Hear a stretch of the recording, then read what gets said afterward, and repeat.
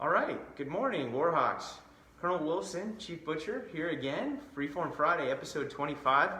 We are coming to you live from La Casa de Wilson here, straight from our home. Today, because of inclement weather and the uncertainties with the bad weather and getting our folks to work, we've done a max telework day this morning and all day today. So we are, although Chief and I will probably wander our way into the office at some point, just to show good faith, we are doing it from home because we know most of our Warhawks, a lot of our Warhawks that are able to work from home are at home this morning.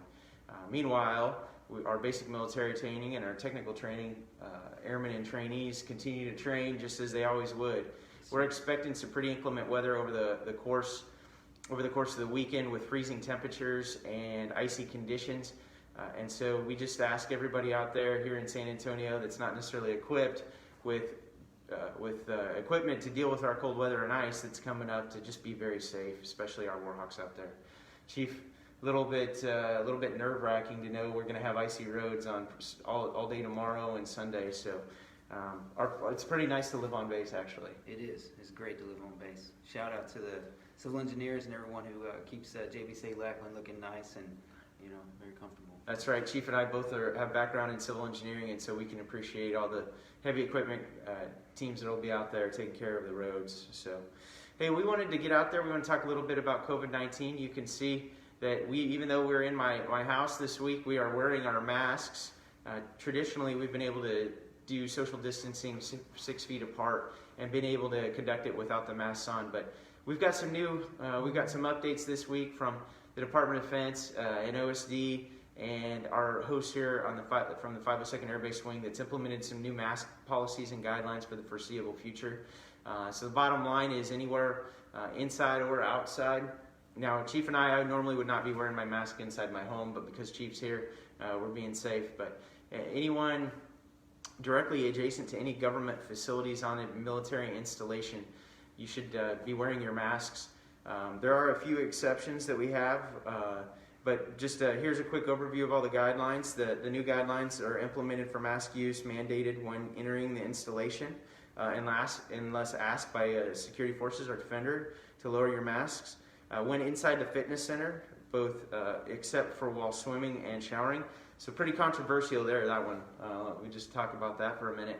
So yes, you have to wear your face mask when you're on a treadmill or on a cardiovascular machine.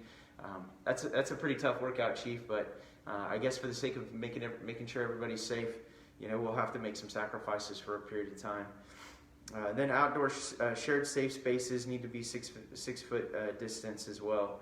Now here are the exceptions. These are important. When in your office, in a floor-to-ceiling wall, so not necessarily a big, large open bay or a hangar type of operation, you need to wear your masks. While eating or drinking, obviously you can't eat or drink with your mask on. When required to be lowered for identification for security forces is coming through the gate or when requested.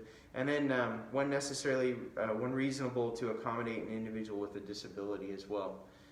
There are a couple exceptions we're making here within our wing as well, Chief. Anytime that the mask impacts the training mission such that our trainees or our airmen are not able to be successful in their training objectives, and that means meet their training objectives so they can graduate and move on to the next course that supports direct operations. We've went ahead and made the call that there will not be a mask use in that situation as well. So any thoughts on the increased changes in the mask use, Chief? Just a couple. One thing I would recommend if you're going to the gym and you're going to use the treadmill or you're going to sweat it out, maybe take a second mask with you so that the one that gets all sweaty while you're working out, you can put a clean one on when you leave, that kind of thing. But not too much. Yeah. So along those lines, because there's just a lot going on, I'll tell you, the information that is out there, it's really hard to discern and get through and stay on top of, but we're doing our best to share with you these kind of things. So to that end, we've actually created on our on our web page, we've created FAQs, frequently asked questions. We get asked questions through Warhawk Solutions, through commanders' calls, through any number of mediums all the time. And they're fairly similar and consistent questions. We've got a couple of those questions here as we get a little bit further into our Freeform that we'll answer. But that, just for everybody's information, we really want to push that because we're starting to push more and more information on our website. That website is 37trw.af.mil, 37trw.af.mil. And we have a slew of answers on almost anything you can think of that's either COVID or vaccination related. So we encourage everybody to go out there again, 37trw.af.mil, to be able to read those frequently asked questions. And along those lines, you know, our Air Force right now is making a big push to try and encourage folks to take the vaccine. The vaccine has been approved for emergency use only through both Moderna and Pfizer. And so because they've been approved for emergency use only, there is not a mandate or a requirement. It is not mandatory for our airmen to take the vaccine. That said, we recommend they take the vaccine. We highly encourage they take the vaccine. Right now, the DoD schema that we use to identify in a priority of order as to who will take that vaccine is in 1 Bravo. And what that means is certain missions, very select missions. For us in the 37 Training Wing, that is our military training instructors and any mobile training teams that are going around the world to support our missions. We have not only our tech training that occasionally does mobile training teams, but also our IAFA, Inter-American Air Forces Academy, that sends mobile training teams into Latin America all the time, and DLI, ELC, Defense Language Institute, English Language Center. They send mobile training teams all over the world. So for their safety, they've been prioritized for the vaccines if they so elect to choose so. But because there have been, and there continue to be a lot of folks out there that are concerned about getting the vaccine, and rightfully so. We're trying to do our best to answer as many questions on our FAQs and our webpage as we can about the vaccination. But there's a big campaign going around about I Got the Shot, Chief, and you tracking the I Got the Shot? Oh, yes, sir.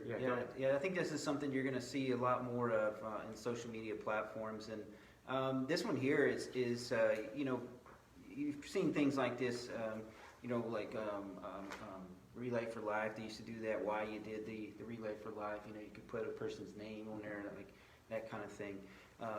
So what we're looking at with I Got the Shot campaign is, you know, a poster board, right? Hashtag I Got the Shot, and you can put the name in there. You know, I got it for my safety. I got it for my children. I got it for my grandparents, and that kind of thing. And it's just a campaign to help show. You know, just like Colonel Wilson, like you were saying, that it. Well, I guess I'm losing my train of thought here a little bit. But the bottom line is, you know, what is it? What's your why? Why did you get the shot? And so we're sending that out through email this week and through a couple different mediums to ask our Warhawks that have gotten the shot why I've got the shot, why you got the shot. And so it's hashtag I Got the Shot. And like Chief said, it's for my grandparents, it's for my wife, it's for my children, it's for the protection of those around me.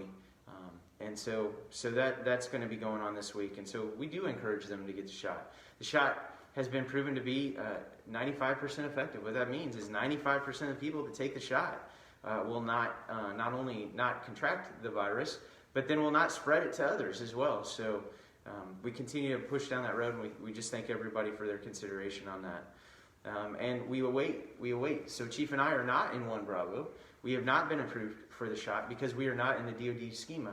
But as soon as we are approved, we absolutely have both decided we are going to get the shot because we're going to protect our family members and we're going to protect our those that work with us each and every day.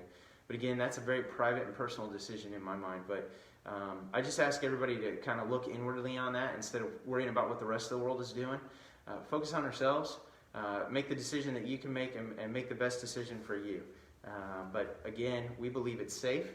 Every indication is that the vaccine is safe, and every indication is that it will protect you and your family members. So, all that considered. Entry control procedures have changed a little bit, Chief. Our Air Force, our DoD has had a couple incidents that have said, hey, we need to really focus on perimeter safety and security and installation security. So, our defenders out there that protect us in the 502nd Air Base Wing have started a little bit more increased security measures for those that are coming on and off the base. What does that mean? It means they might be looking at your card a little bit closer. They might be asking you to pull your mask down. They might be using the DVIDs guns that everybody is probably familiar with. They scan your gun just to validate that you're in the system and look at it. It might take a little bit longer coming in the gate. It might create a little bit more inconvenience, but for the sake of the safety, like we're doing all this for safety, for public health safety, but there's physical safety and security too. So for that safety, there'll be some increased measures. It might take people a little bit longer to get on the base, but I think it's worth the added wait time just in case, just to be on the safe side. And I haven't noticed the lines backing up, to be honest with you. I usually, believe me, when those lines start backing up at the gate, I start getting a lot of email and I start getting a lot of notes that say, hey, it's taking too long to get on and off base. But that hasn't been the case under these new security. Also, a shout out, we're talking about defenders. You can't talk about defenders without talking about our 343rd Training Squadron and really our 341st Training Squadron, who are defenders and military working dog handlers that take care of our security. This is where all of our defenders, 100% of our defenders and 100% of our military working dogs here in the Department of Defense, or in the Air Force for the defenders, and then all across the Department of Defense for our military working dogs are trained right here, 100%. Chief, you had an opportunity to go out and spend some time with them yesterday. What did you think? Yes, sir. The 343rd Training Squadron. Just thank you once again to those Warhawks for allowing me to spend the morning with them. But I'm impressed with the way our defenders are trained in an instant, right? Matter of seconds, right? Instant decision making, life and death decisions, right? And in the interest of safety and preservation of others, right? And the way our defenders are trained, absolute professionalism, and the way we drill it into them, right? These tactics and techniques, and anything we could do to make life easier on our defenders. I really think we should do that. So it's a matter of coming in the gates. If it's flipping your ID card around a certain way or something to that effect, and lowering your mask, might be minor inconveniences to us because we're trying to get in the door, get in the gate to get into to work. I mean, just think about that defender, what they're tasked with, and the decisions they have to make every day, and every ID card they see at the gate, what that presents to them. Yep. So snap decisions. Yes. Like, it's not about decision at that point. It's about your training, and it's about making sure that training that you've done and over and over and over and over again. Chief and I had the opportunity to talk with some airmen last night that we were out at Level Up out at the Refuge, which is a place that our tech training, including our defenders, go out and they say, hey, and they asked you to talk about experiences, and I talked about a combat experience. I talked about my training, and my training kicked in. I said, trust yourself. Trust your training will kick in 100% of the time. And so that's good news. In true Freeform Friday, you just heard somebody is at my door. No kidding. Somebody is at my door. I think it's Balfour Beatty's repair team to fix our toilet. So this is it. This is real. This is legit as it gets, everybody. So and just as the guy that's standing at my door right now, just as that, you're seeing the real Chief in the real eye. So take it for what it's worth. We're kind of here exposed, but it is what it is nonetheless. Hey, so we do have our annual awards coming up this week, Chief. We're excited about that. The downside is that we're not going to be able to get together in like large groups, which is what we do normally for annual awards, and recognize not only the winners but also the nominees. And so this week we got our team, Captain Gaitan and Senior Jackson, from IAFA and the 37 Training Group. Shout out to you both for an awesome job setting up this week.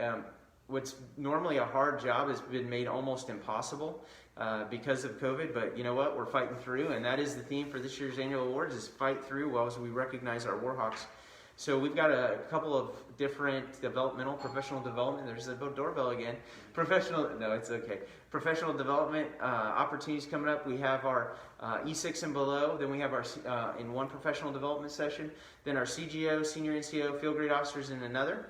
Then all our GSUs, our geographically separated units that are at Fort Hueneme, Fort Leonard Wood, and Fort Lee. We'll have a session like this with them, and then we also have our civilians at the end, our civilian airmen and our civilian Warhawks, that we'll have one for them too. So we're going to do all that professional development, and we're going to cap off the week, I think, on Friday, which is a short week because of President's Day weekend. Everybody have a great long weekend. And we're going to cap that off with our annual awards banquet via Zoom.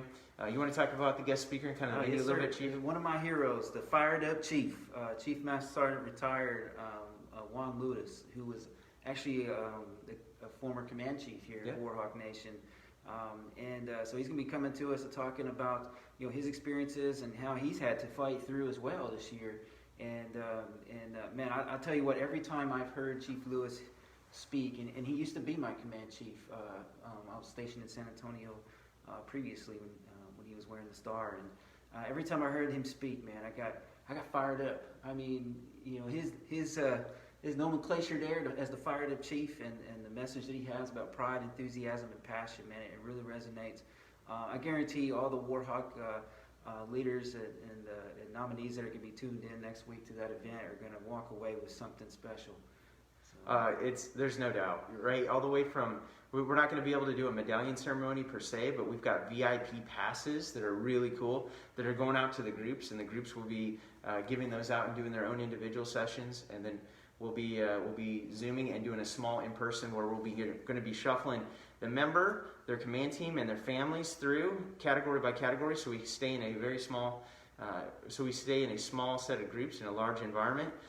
And we're going to do that, and we're going to have a great event. And we're not going to let COVID stop us, because it hadn't stopped us now. We're going to fight through, because we've been fighting through. And we're going to continue to fight through, no doubt. And you know what? In COVID, we've seen here in the local San Antonio area, in Joint Base San Antonio, our numbers for COVID positivity has started to go back down again. The vaccine numbers have started to go up. So that's good news. I think we're going to get past this here in the near future, and we're excited about that. Along those lines, each week we always have some questions, and so we've got some FAQs, frequently asked questions.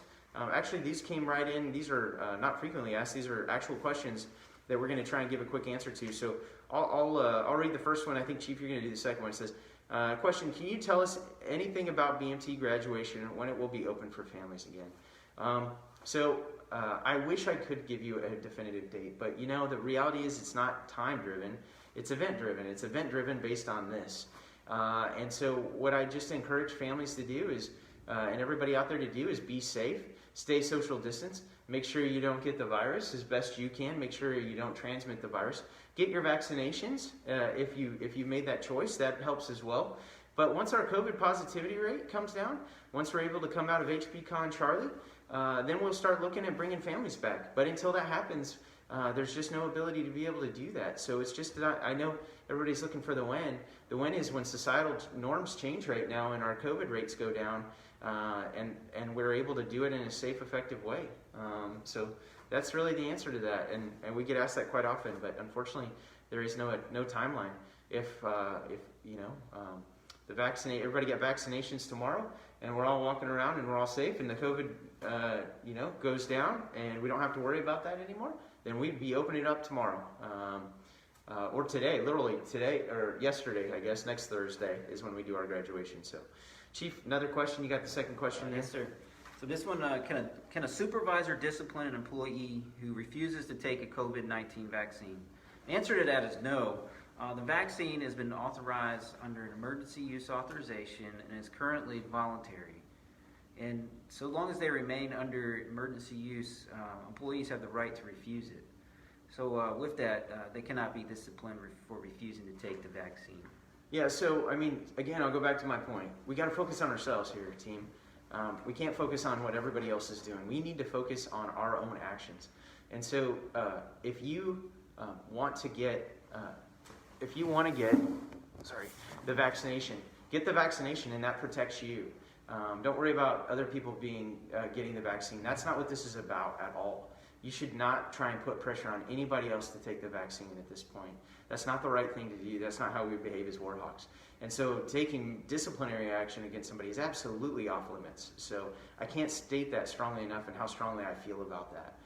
If you want to be safe, you get the vaccination. I know that's sometimes right now it's in short supply, and so sometimes you're not able to do that. But you make that choice. Along those lines, the final question here, I think, is an important one when we're talking about vaccines. And that is, can I get the vaccine off base even if I'm military? The answer is yes, absolutely. Here's the reality of it. We got different supply networks that are out there, different supply chains. And San Antonio is a little bit different than, we'll say, Biloxi, Mississippi, which is a little different than in San Angelo, Texas. Supplies are different, demands are different. San Antonio, our on-base 1 Alpha and 1 Bravo portion of our schema that's been approved is moving along quite nicely, but that doesn't mean there's not a lot of other people that are ready to get the vaccination. And so what I have heard anecdotally, and anybody that turns on the news here, is there's a lot of capacity in the local area right now, whether it's, I won't say any proprietary names, but let's say a local grocery store or a local drugstore. They are taking appointments. So Warhawks that are out there, family members that are out there, call those places. If they can get you in, go get your vaccine. And that means that TRICARE actually will cover that expense with your military ID card. So not only is it authorized, it's highly encouraged to take some of that burden off of our healthcare workers here. So let those drugstores and let those supermarkets do their jobs, and if they have the vaccine and they have the ability to support it, go get the vaccine wherever you can. Just make sure you're tracking what kind of vaccine you got and when you need that second step. And then along those lines, we've also heard that there's a new vaccine. Again, I won't say a proprietary name. I guess I already did on the previous vaccine, so I'll go ahead on this one. Johnson & Johnson's come out with the single-shot vaccination. That's looking at emergency use here in the very near future. So that, again, will increase the supply out there in the market. It's a little bit different technology, as I understand it. So along those lines, I think we're getting close to wrapping up here with Freeform Friday. I am going to, just for the sake of posterity, I am going to call, she doesn't even know I'm doing this. I'm going to call Miss Warwick. I'm going to call Brittany, who always kind of ends the show.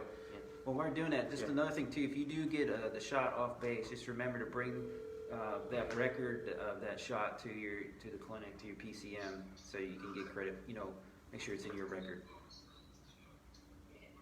Hey, sir, how are you? You're live on Freeform Friday, Brittany, as always. We're going to wrap up the show. Hey, so as we've been going, I'm curious to see if there's been any questions that have come in that you wanted to throw out there. No, sir. It just looks like people are glad y'all are out there this morning and appreciate y'all taking the precautions to keep things safe. And I think they really appreciate the doorbell ringing. I literally think he's still out there. I feel bad for the poor guy. All right. I better get going so I can get my toilet fixed. So, hey, thanks, Brittany. All right, take care. All right, Warhawks and Warhawk families out there, please be safe here in the San Antonio area during the inclement weather, and please have a great long weekend. We are very fortunate and blessed to be a part of this mission each and every day. So with that, we are out. Warhawks trained to win.